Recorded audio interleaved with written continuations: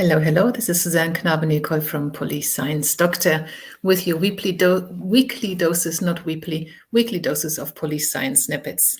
Now, One Police Science Doctor is a website that tries to connect practical, applied operational policing and law enforcement and intelligence and military and everyone working in those fields with the research that is conducted in those areas.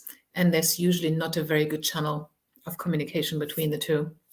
A lot of fantastic research being done in police science, evidence-based policing, investigative psychology, forensic psychology, but there is no very good established way of actually feeding that down to the frontline practitioners actually doing the work. So that's what Police Science Doctor tries to do. I try to bring all those research findings right into your lab. One of the ways in which I do this is through these police science snippets. So I go through journal articles in the fields that I mentioned just now and try to find 3 bits or snippets of information that are actually usable rather than being theoretic or being, some research is establishing some or evaluating some kind of methodology, something that people like you can use straight away. I then put them into an email, and everybody who's on the Police Science Doctor email list gets them into their inbox every Tuesday, including the links to the original research. And then I also come onto social media and talk about them, put them in a little bit of context to make them more real. So this is said broadcast in which I do this. So the first snippet for this week is about drugs on the dark net. So people basically buying drugs that are then being delivered right into their letterbox. So the research found that consumers ordering drugs on the dark net rank reliable and undamaged delivery of goods and the reliability of the vendors as the most important when it comes to risk perception on whether to buy or not to buy on the dark web and from this particular person. It is possible that influencing the delivery-related risk perception of potential customers could effectively reduce demand.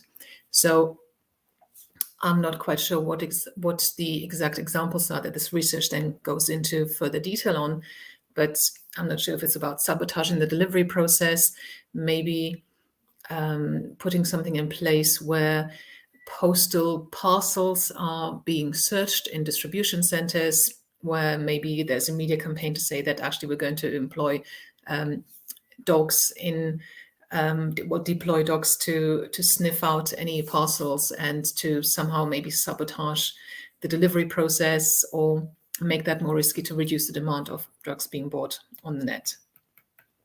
However, I have also heard a different argument that actually doing this online could potentially reduce violence because we're not having street gangs basically fighting over street corners and territories and things like that. So there's, might be give and take here. The second snippet for this week is about trauma training for police. And it says, following a trauma awareness training session, police displayed more trauma-informed attitudes towards victims and witnesses than suspects. Perhaps not surprising. This may require more input as adverse childhood experiences often feature heavily in offenders' backgrounds. So there's been a lot of talk about the fact that actually offenders are victims as well in the vast majority of cases. Furthermore, female officers have higher trauma-informed attitudes towards both groups, that's the suspects and witnesses and victims, than male officers, indicating they are more responsive to this kind of training. Perhaps they're also more naturally inclined to have this kind of understanding and engagement with the public as well, which is why we need more female police officers. And the third snippet for today is about social media for investigations. Police increasingly use social media to gather intelligence about organized crime, investigate runaways, and online crimes.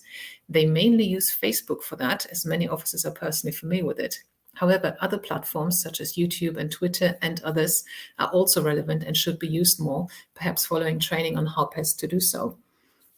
So this is basically saying that police need to go outside of their comfort zone of using mainly or just Facebook to do these kind of investigations and to use social media to help in their operational work and expand further, because the public do not just use Facebook. So these were the snippets for today. I hope there was something for you. As you can see, this is snippet number 130, which means there's a lot of previous week's content. And if you're a subscriber to the email list of Police Science Doctor, which is free, let me just put the banner back on, you do get access to the read page on the Police Science Doctor website. And on there, you can actually find every week's PDF, every week's snippets as a PDF. So you can download those and have them as a library if you want. So just Google Police Science, go to the Police Science Doctor website and enter your details into the form that pops up. If it doesn't pop up on your computer, just go to the bottom of every page and you'll find a registration form there. And you can be added to the free email list. And there's no rubbish that gets sent out, in my opinion, of course. But it's the snippets and it's the announcement about training opportunities from organizations around the world and other things that I think are of use to you. But if you don't agree, you can leave the list anytime. So that was it for this week, and I hope to see you again next week. Thank you very much. Bye-bye. Thank you for watching. I hope you found this content useful. You can get access to each episode's transcript with key learning points, timestamps, and references if you get yourself onto my mailing list. Just go to the main website on policesciencedoctor.com, and on the bottom of each page you will find a sign-up form for notifications of new content. Just enter your first name, your preferred email address, and the type of organization you work for. You will not get any spam. This is just for me to let you know about new content and for you to get access to all the transcripts.